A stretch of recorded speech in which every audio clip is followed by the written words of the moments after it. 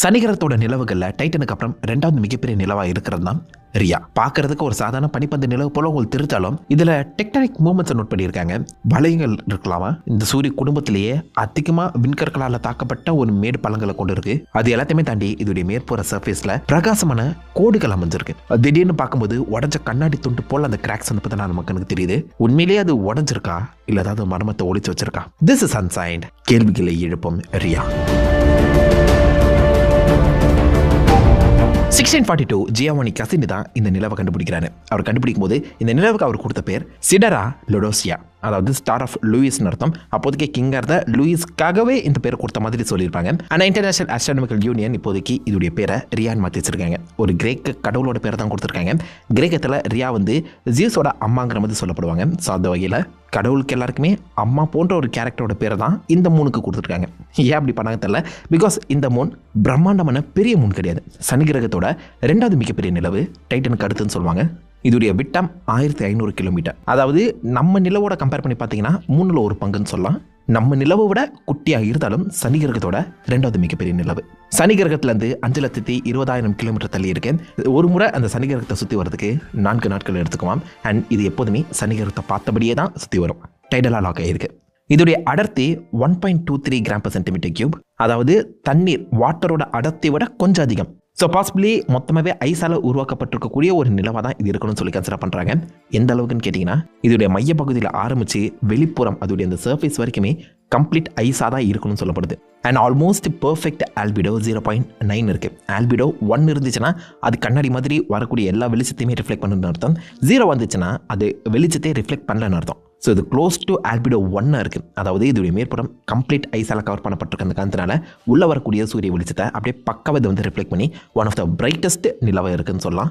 அதாவது சிம்பிளாக நம்ம நிலவுக்கு பதிலாக ரியாவை அந்த இடத்துல நீங்கள் வச்சிங்கன்னா 45% அதிக வெளிச்சத்தை இந்த ரியா கொடுக்கும். அவ்வளோ பிரகாசமான சூரிய வெளிச்சத்தை ஆல்மோஸ்ட் பர்ஃபெக்டாக ரிஃப்ளெக்ட் பண்ணக்கூடிய ஒரு நிலவுங்க. இதோடைய மேற்புறம் ஏன் இவ்வளோ கம்ப்ளீட் ஐஸால் இருக்குது, ஏன் இந்த அளவுக்கு ரிஃப்ளெக்டிவ் கோட்டிங் இருக்குன்னு கேட்டிங்கன்னா அதுக்கு முக்கிய காரணம் அதுக்கு முன்னாடி இருக்கக்கூடிய என்செலடஸ் தான். சனி கிரகத்தோட அவுட்டர் மோஸ்ட் ரிங்கை என்செலடஸ் அப்படின்னு சொல்லப்படுற ஒரு நிலவு தான் உருவாக்கியிருக்கேன். அதுக்குள்ளே இருக்கக்கூடிய தண்ணீரை வெளிப்பக்கம் தூக்கி எரிஞ்சு ரிங் என்செலடஸ் ரிங் வந்து பார்த்தா ஃபார்ம் பண்ணியிருக்கேன். இந்த ரிங் முழுக்கவே ஐஸ் அண்ட் வாட்டர் பார்ட்டிகல்ஸ் தான் இருக்கு. இந்த இடத்தோட கடைசி பகுதியில் தான் ரியா அமைஞ்சிருக்கு. ரியா சனி கிரகத்தை சுற்றி வர அந்த சமயத்தில் இந்த ரிங்கில் இருக்கக்கூடிய ஐஸ் அண்ட் வாட்டர் பார்ட்டிகல்ஸை தன்னுடைய மேற்புறத்தில் கலெக்ட் பண்ணிக்கிட்டே போகும். லேயர் பை லேயராக ice and water particles collect பண்ணப்பட்டது இந்த ரியாவோட மேற்பகுதியில் தங்க ஆரம்பிக்க அது கொஞ்சம் கொஞ்சமாக கல் போல இறுக்கி இந்த ரியாவோட மேற்பகுதியில் ஐஸை ஸ்ட்ராங்காக ஃபார்ம் பண்ணுது. புதுசாக ரெஃப்ரெஷ் பண்ணிக்கிட்டே இருக்கு. டெம்பரேச்சர் வர -170 டிகிரி செல்சியஸில் ஆரம்பிச்சு -220 டிகிரி செல்சியஸ் வரைக்கும் போகும். இந்த டெம்பரேச்சரில் ஐஸே கல் போல இருக்குங்க. இந்த மாதிரி ஐஸ் அண்ட் ஸ்னோ உள்ள வரக்கூடிய அந்த சூரிய வெளிச்சத்தை பர்ஃபெக்டாக ரிஃப்ளெக்ட் பண்ணுது. சிம்பிளி வெப்பமே தங்காத ஒரு நிலவு அது மாதிரி இருக்குன்னு சொல்கிறாங்க. உண்மையிலேயே ஒரு பிரகாசமான நிலவு தாங்க. 75% ஐஸும் 25% கருங்கல் ராக்கு தான் இருக்குன்னு சொல்லப்படுது. அதாவது இதோடைய மையப்பகுதியில் லாவா அயன் கோர்னு சொல்லி எந்த ஒரு மெட்டல் எலிமெண்ட்ஸுமே இல்லை, வெறும் ராக்கு தான் இருக்குன்னு சொல்கிறாங்க. கல் தான் இருக்காங்க. ஸோ ஃபஸ்ட்டு இதுக்குள்ளே மேக்மா அதாவது மோல்டன் கோர் இருந்திருக்கலாம். பட் இப்போதைக்கு அதுக்கான எந்த ஒரு தடையுமே கிடைக்கல. மெட்டல் இருக்கிறதுக்கான ஆதாரமும் கிடைக்கல. சிம்பிளாக சொல்ல போனோம்னா இந்த நிலவு முழுக்கவே ஒரு துளி மேக்னெட்டிக் ஃபீல்டை இவங்களால நோட் பண்ண முடியாத சமயத்தில் ஜியாலஜிக்கலாக இந்த நிலவு செத்து போச்சு. அதோடைய மையப்பகுதி கல்லாக இருக்குது. அதுவுமே கம்ப்ளீட் கல்லாக இல்லாமல் ஒரு இருக்குன்னு பாறை போல இல்லாமல் மண்ணும் கல்லும் கலந்த மாதிரி இருக்கலாமா. ஸோ உள்ளே இருக்கக்கூடிய அந்த ஸ்னோ கூட இந்த கல்லுமே கலந்து ஒரு விதமான ஹோமோஜினியஸ் ஸ்ட்ரக்சர் உருவாக்கி இருக்குன்னு சொல்கிறாங்க. மண்ணையும் ஸ்னோவையும் கலந்த மாதிரி ஒரு கலவை தான் இந்த நிலவாங்க. வித்தியாசமாக இருக்குல்ல. இந்த நிலவோட மேற்புறத்தை எடுத்து பார்த்தீங்கன்னா முழுக்கவே கிரேட்டஸால் அதாவது கற்கள் விழுந்ததுக்கான அடையாளங்களோட நிரப்பப்பட்டிருக்கு. ஏகப்பட்ட மேடு பள்ளங்கள் தாங்க உருவாக்கியிருக்கு. இதுக்கு காரணம் ஆப்வியஸாக ஆரம்ப காலகட்டத்தில் இதோடைய நிலவு உருவாக்கும் போதே ஏகப்பட்ட கற்களால் தாக்கப்பட்டிருக்கலாம்.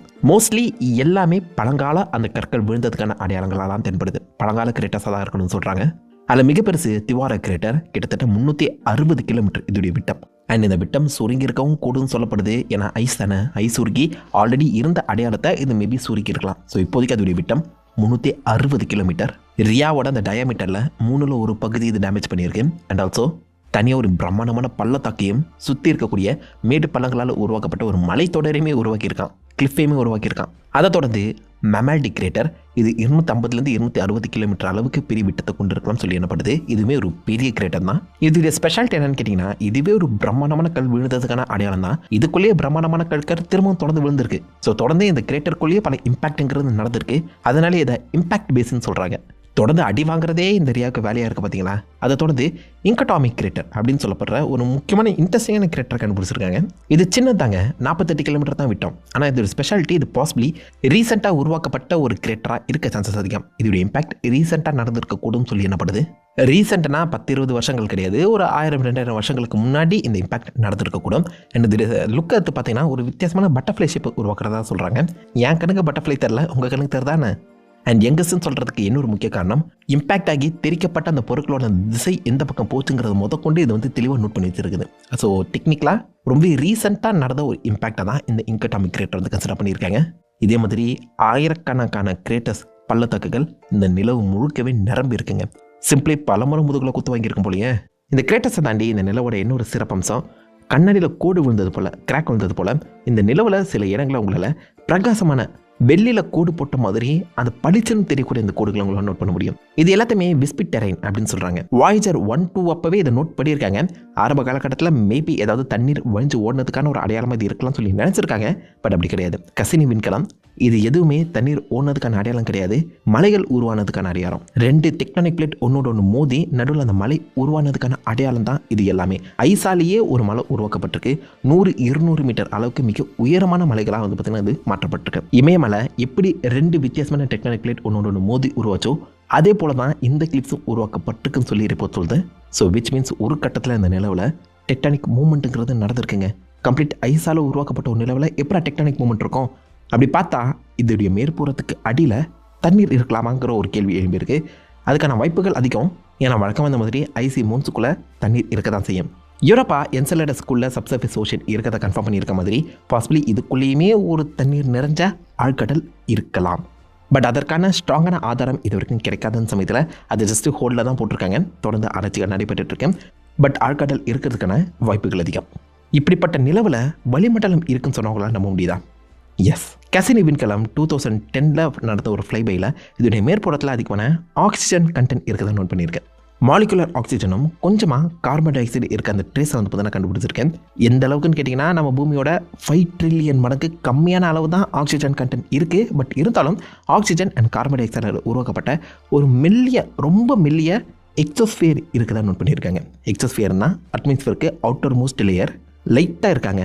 இது எப்படி நடந்திருக்குன்னு சொல்லி ஆராய்ச்சி பண்ணி பார்த்தா அதுக்கு காரணம் சாட்டன், சனி கிரகம் தான். சனி ஒரு மிக பிரம்மாண்டமான கிரகமாக இருக்கிறது மட்டும் இல்லாமல் அதோடைய அந்த மேக்னெட்டிக் ஃபீல்டுமே ரொம்ப ஸ்ட்ராங்கானது. அந்த மேக்னெட்டிக் ஃபீல்ட்லேருந்து கேரி அவுட் ஆகக்கூடிய அயான்ஸ் ரேடியோ ஆக்டிவாக இந்த நிலவோட மேற்புறத்தில் இருக்கக்கூடிய H2O வாட்டர் கூட ரியாக்ட் ஆகி அது 2ஆக உடச்சிருக்காங்க, ஹைட்ரஜன் அண்ட் ஆக்சிஜனா. அதுலேருந்து வெளிப்பட்ட ஆக்சிஜன் தான் இதோட மேற்புறத்தில் தங்கி ஒரு வித்தியாசமான எக்ஸோஸ்பியர் உருவாக்குறதா சொல்கிறாங்க. இந்த ப்ராசஸை ரேடியோலைசிஸ் அப்படின்னு சொல்லி மென்ஷன் பண்ணியிருக்காங்க. சனி கிரகத்தோட அந்த மேக்னெட்டிக் ஃபீல்டு உடச்சி உருவாக்கின ஒரு வித்தியாசமான எக்ஸோஸ்பியர் இந்த நிலவை சுற்றி வளம் வந்துட்டுருக்கு. பட் ரொம்பவே தின்னான ஒரு எக்ஸோஸ்பியர். பட் இருந்தாலும் கொஞ்சம் ஸ்பெஷல் தான். ஏன்னா ஆக்சிஜனாலேயே ஒரு எக்ஸோஸ்பியர் உருவாக்கப்பட்டிருக்குன்னா அது ஸ்பெஷல் தானே. 2008 கசினி விண்கலம் இந்த நிலவை சுற்றி வரும்போது இதோடைய வெளிப்பக்கம் சர்ஃபேஸுக்கு மேலே வந்து பார்த்தீங்கன்னா ஏதோ அப்டக்கல்ஸ் இருக்குதான் நோட் பண்ணியிருக்கு. சின்ன அப்டக்கல்ஸ். ஸோ பாசிபிளி சனி கிரகம் போலவே இந்த நிலவுக்கும் தனியாக ஒரு ரிங் சிஸ்டம் இருக்குமோ ஒரு கெஸ் பண்ணாங்க. பட் அதுக்கப்புறம் நடந்த ஆராய்ச்சிகளில் அந்த ரிங் சிஸ்டம் இருந்ததுக்கான ஆதாரம் தெளிவாக நம்மளுக்கு கிடைக்கல. கசினி விண்கலமும் அதுக்கேற்ற மாதிரி இந்த அப்டக்கல் இருக்கிறதா இல்லையான்னு சொல்லி 100% கன்ஃபார்ம் பண்ண முடியாத அந்த சமயத்தில் இப்போ வரைக்குமே இந்த நிலவை சுற்றி ரிங் சிஸ்டம் இருக்கா இல்லையாங்கிறது ஒரு கேள்விக்குறியாக தான் அமைஞ்சிருக்கு. அண்ட் பாசிபிளி இந்த ரிங் சிஸ்டம் அதுலேருந்து விழுந்த கற்கள் கூட இதோடைய மேற்புறத்தில் அதிகமான இந்த மேடு பள்ளங்களை உருவாக்கி இருக்கக்கூடும். பட் அகெயின் 100% கன்ஃபார்ம் பண்ண முடியல. பல மர்மங்களையும் பல வித்தியாசமான கேள்விகளையுமே பற்றி நான் இந்த நிலவு ஒழிச்சு வச்சுருக்கேங்க. 100 மீட்டர் உயரமான பனிமலைகள், அதிக மேடு பள்ளங்கள் அண்ட் எக்ஸோஸ்பியர், ஆக்சிஜனால் நிறைஞ்ச ஒரு எக்ஸோஸ்பியர். நம்ம சூரிய குடும்பத்தில் உண்மையிலே ஒரு ஆச்சரியமான விஷயம் இது. அண்ட் பாசிபிளி சர்ஃபேஸுக்கு அடியில் ஆழ்கடலும் இருக்கலாம், ஆழ்கடலில் உயிரினங்களும் இருக்கலாம். பல மர்மங்கள் நிறைந்த கேள்விகளை எழுப்பக்கூடிய ஒரு விசித்திரமான நிலவுங்க. This is Sunshine, signing off.